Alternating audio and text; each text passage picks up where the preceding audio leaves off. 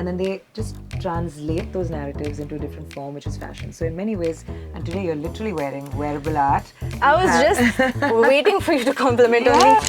It's lovely how you're just like clubbing with all my follow-up questions. You've already said something that I'm going to ask you later. Sorry, it's my journalist brain that's anticipating. Do not be sorry, it's lovely, literally. But I want to ask you, what are some of the trends or, movements within Indian fashion that you feel have the potential to sort of, make it popular in the West? Something that the West is looking India for. I'm so glad you asked me this question. Hey there, thank you for tuning in to Mostly Candid with me, Pallavi. I'm super excited and honored actually to be speaking with the woman who's behind India's leading lifestyle and fashion magazine.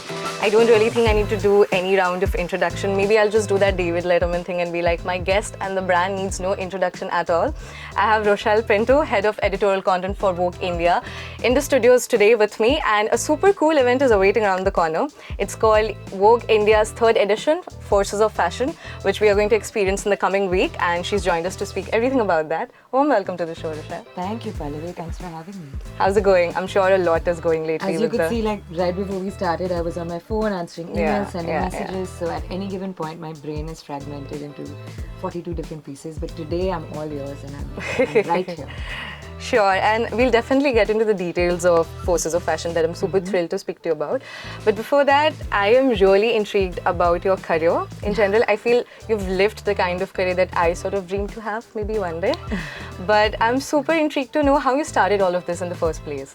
At age 11, you were a child RJ for All India Radio. Is that really something? I know, right? It sounds highly irresponsible on behalf of all the adults who let me do this, but I grew up in Goa, and my parents were very keen for me to spend my summer holidays not just like hanging out with friends, which of course I did, but also to like pick up new skills. My dad especially was very big on summer jobs, and it just so happened that I wrote a poem in the newspaper, and the head of the AIR station in Goa was like, do you want to come and be a child RJ? And I was like, sounds like fun. And so I used to do a 1-hour segment on AM, which I was told later that would go out to the rural areas of Goa, and I used to produce radio skits, and I had like a little segment where I would read the news and I would do music. And Can you again quickly confirm the age, please? I was 11. You're doing all of this at age 11. Yeah, it was weird but the cool thing is that it was super cool, not weird. I mean, I don't know how it happened, frankly, and maybe they just thought no one is listening to AM, so let her do what she wants anyway. But I also got my first paycheck, and that's why it sort of crystallized in my memory. Yeah. I had a paycheck, it was 300 rupees, which at that time was like, what? Because my parents didn't give me pocket money. So 300 rupees is a lot of money. I mean, I know I'm immediately aging myself now by saying this, because I'm sure to Gen Z that's not even going to pay for a meal, but it was a lot of money, and I was immediately bitten by the media bug, and I love radio. Yeah. Wow. In fact, all this while I used to think and used to live in my Delulu thinking at age 24, I'm super young and Gen Z to be doing the radio show that I do. But here we have Rochelle doing all of it at age 11. Okay, now coming to Forces of Fashion, this is the 3rd edition. What are we experiencing? What is something that is new and different from the previous editions? I'm so excited about this edition because I really wanted to create something that would bring the audience into the world of Vogue and do something that celebrates the amazing talent that we have in the Indian fashion industry. I think most people think of fashion as either bridal or they think of it as Fashion Week, which is an amazing platform, but it's relatively insular in the sense that you have to participate in Fashion Week or you have to be invited to Fashion Week. So for me, it was a challenge to really create something that not only brought about a certain democratic environment into the world of fashion. We have 40 designers who are participating, and right from all over India, because that was very important to me. Veteran designers along with up-and-coming designers, people from the space of craft, people who have, who work with feathers and sequins, people who are working with new age textiles, and not all of them are producing fashion. Some of them have really let their creative talents fly, and they're creating pieces which, there's no other word to describe it, but it's really like art meets fashion. And we're very grateful to be able to host this in Mumbai from the 14th to the 16th, and I'm so nervous, because whenever you try to do something new, the chances of it going dramatically wrong are high, but then that risk and that little bit of adrenaline rush also is exciting. And manifestations always work. So yes. you And I just always keep think doing- worst case scenario, I think I have hundreds of solutions for all the possible problems. So let's hope, and I hope I'm going to see you there. Of course, you're going to see me, the Amazing. whole team, and everybody who's watching us right now because it's super Absolutely. cool. It sounds so cool. And it's lovely how you said about art and fashion because it just takes me to my follow up question. The theme for this year is called The Power of the Runway. And from my understanding, I feel it has largely to do with, honoring and celebrating the history of Indian runway. So, if I may ask, how is Vogue as a brand trying to blur the boundaries between art and fashion, which I feel is quite trendy these days? Everybody's talking about it in the internet. I think the fashion has always been inspired by artists and art, and I don't think you can really separate this because if you ask any fashion designer, what was your inspiration for this collection, they would have immersed themselves in the worlds of art and culture to really be able to find those narratives that work, and then they just translate those narratives into a different form, which is fashion. So in many ways, and today you're literally wearing wearable art. I was just waiting for you to compliment on me because I took the most time in my wardrobe today. Otherwise, these guys know I'm like one tomboy walking around in office, would only dress up for interviews. No, but today, I love it. It's like very Warhol-esque. So this is a perfect example of how art meets fashion, and I'm also wearing an example of how art meets fashion because this necklace is made by, which you can probably hear tinkling. I can literally see safety pins. Yeah, you can probably hear it tinkling. Wow. Funniest thing happened recently that I needed a safety pin and I had to go around the office asking, and people were like, Didn't you see yourself? You're literally a dukaan of safety pins. But I'm so scared if I take any one apart, the whole thing will fall apart. So I'm not sure. But this is made by Savio John, and this is an example of one of the pieces that you'll see at Forces of Fashion, and it's an interactive piece. So Savio is very kindly sending us a lot more of these safety pins and bobbles, and we're inviting the audience to participate in the process of making and unmaking, which as a creative person, is it's our day, right? We start the day making, and the next day we start again, and at some point you have to destroy to be able to create. So it's got like a really wide variety, and kids are also allowed because there's lots of fun stuff. So Vogue is trying to essentially blur these boundaries because I truly believe in the world that we live in today. Humans are not unifaceted, The same girl who cares about fashion probably also loves food, she loves movies, or the same guy or non-binary person who is interested in fashion probably love culture, and maybe they travel, and maybe they have pets. So we really want to be able to represent people's wide range of interests and desires, and I always say that I'm not here to preach to the choir. If people who love fashion already love Vogue, I'm here to make Vogue relevant to more people's lives so that we're able to really reflect where India is moving today. Wow. It's lovely how you're just like clubbing with all my follow-up questions. You've already said something that I'm going to ask you later. Sorry, it's my journalist brain that's anticipating. Do not be sorry. It's lovely, literally. It's fun to actually interview and talk to people like you, Davi. Thank you. So I feel, Rochelle, you're the perfect person for me to be asking this pivotal question. Okay. A lot of pressure, huh? But I feel the understanding that I might gain from you would be something I look forward to. Fashion as a niche has become quite a platform for conversations around diversity and inclusion. So are we expecting something like that in the event?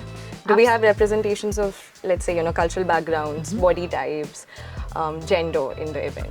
So that is exactly where we started off, and ever since I've taken on this mantle of head of editorial content at Vogue India, it has been so important to me that diversity becomes not just this cute buzzword that we use, but it really reflects right from the construct of our team. So the team that puts Vogue India together is one of the most diverse teams I've ever had the pleasure of working with, to the people that we feature, to the events that we do. So in this particular exhibition, you'll see designers from all over India, and it was very important for us to tell them that they need to represent their culture.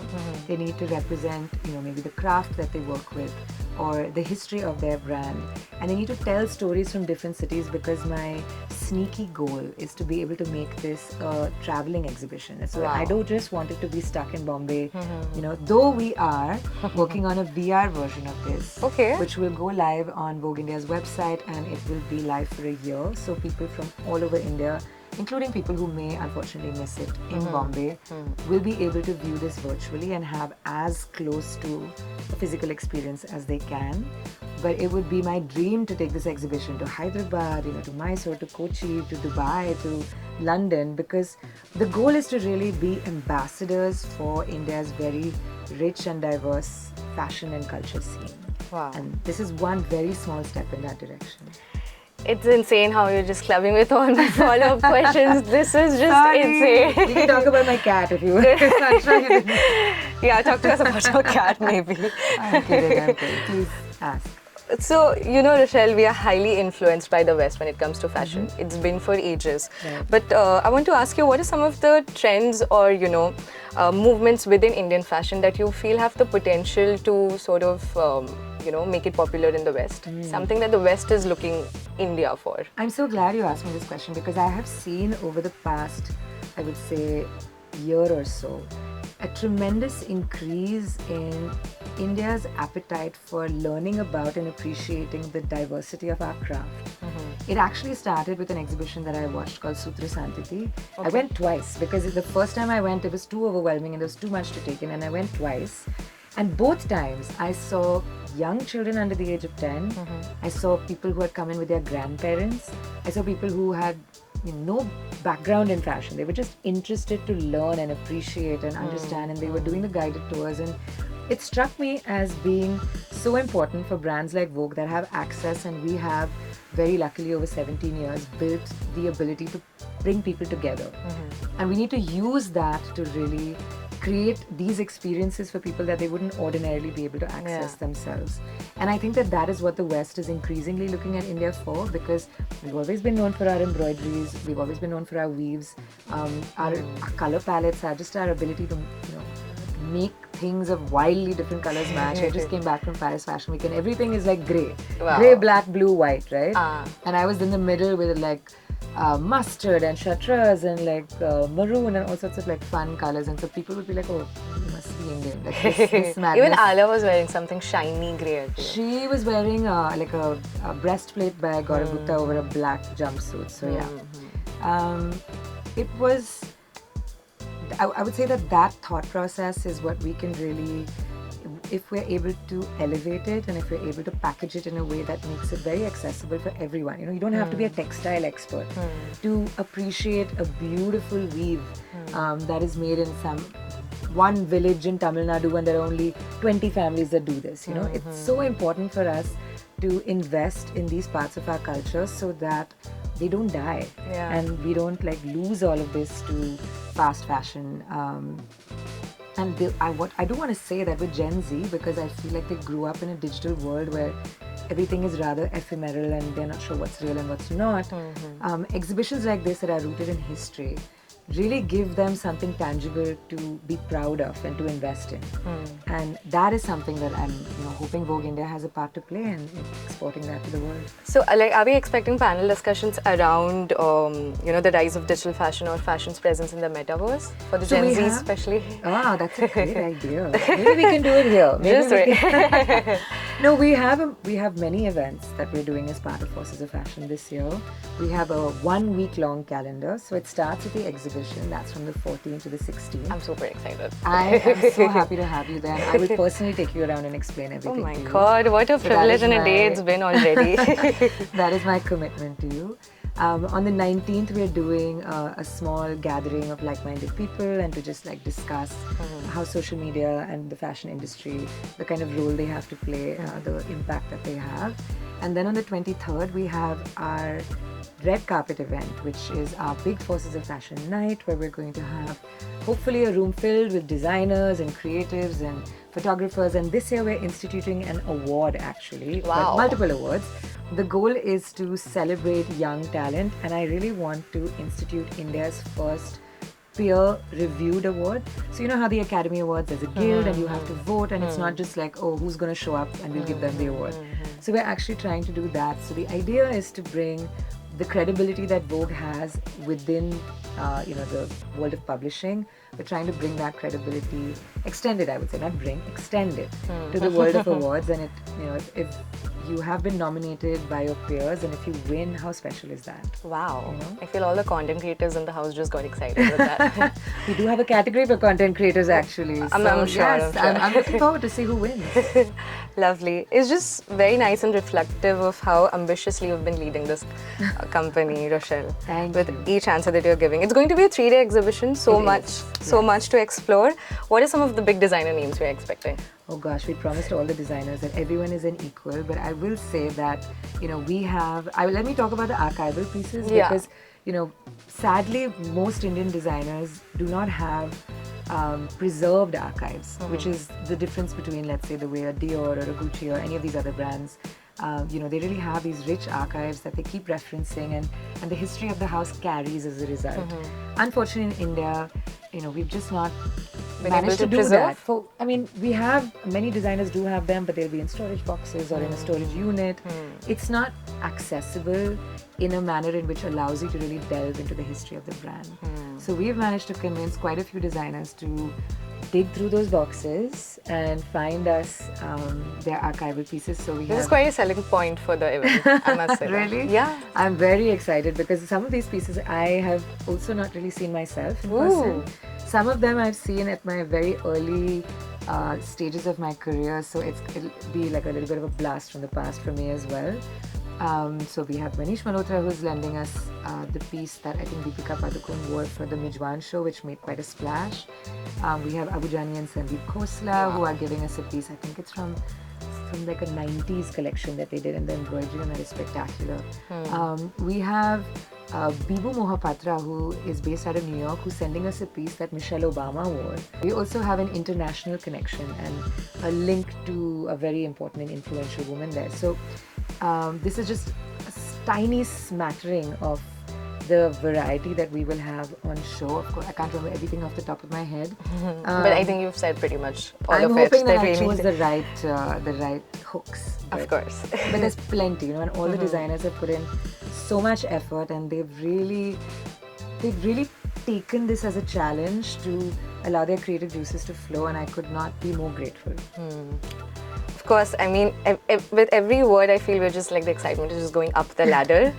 And my second last question actually for you would be, in your opinion, do you think India's traditional craftsmanship are being successfully integrated in today's fashion? More so in the contemporary fashion? In the contemporary fashion, actually, there is such invention and reinvention happening. I think a lot of the young designers especially, and we do have a category called Craft Revival. I love how you're marketing and PR for the Gen Zs out there.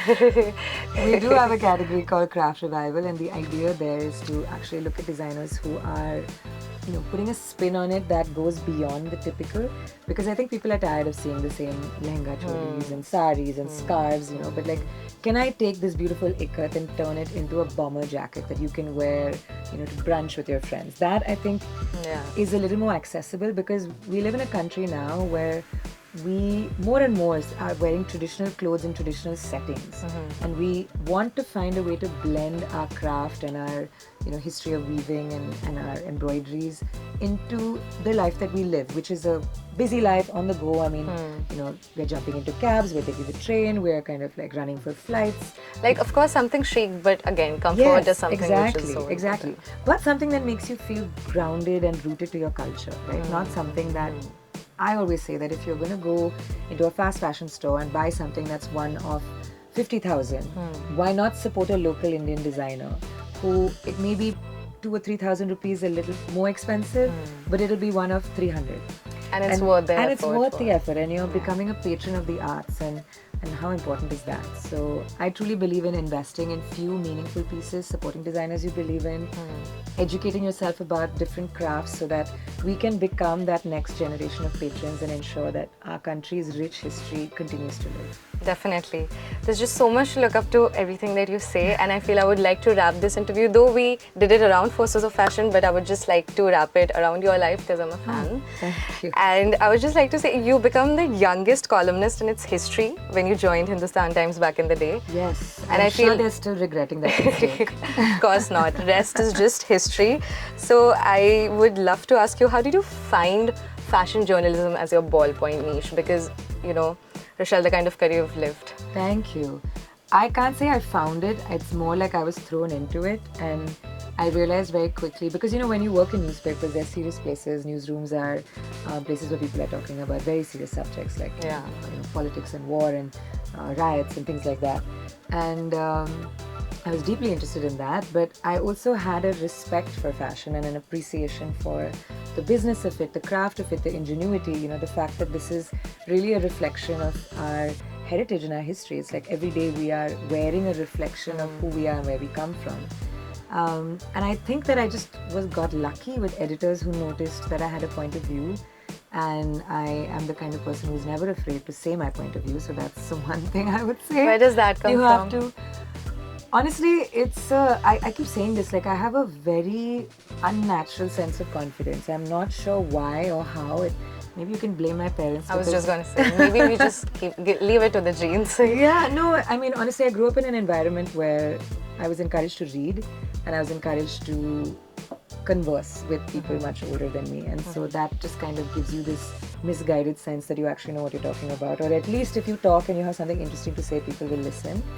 And so you have to kind of know what you're talking about. So research is important.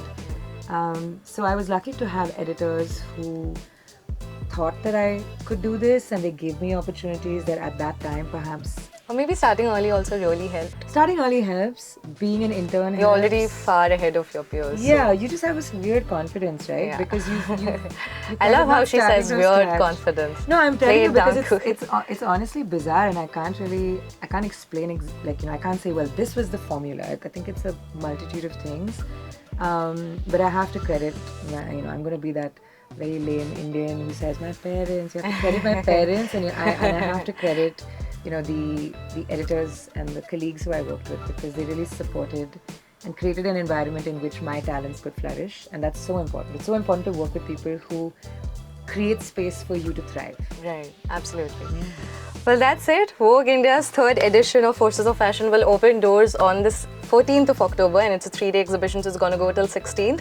40 designers are going to exhibit their collection. We are going to see a lot of things which otherwise is not open for public, so I feel it's your chance to just make the most of it. And that was Rochelle Pinto, Head of Editorial Content for Vogue India. Thank you so much for speaking with us today. My pleasure. Thank you for inviting me. 94.3 Radio 1.